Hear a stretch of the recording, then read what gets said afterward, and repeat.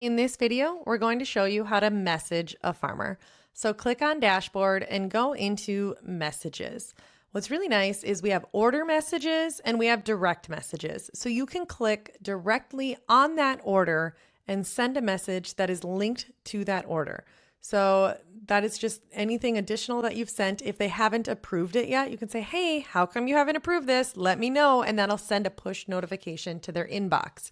Now, if you don't have an order on there already, or you're just asking them, hey, have you updated your crop plan? Just checking. Or, hey, I know it says pickup only on your profile, but wondering if I placed an order of greater than X amount, would you be willing to deliver it?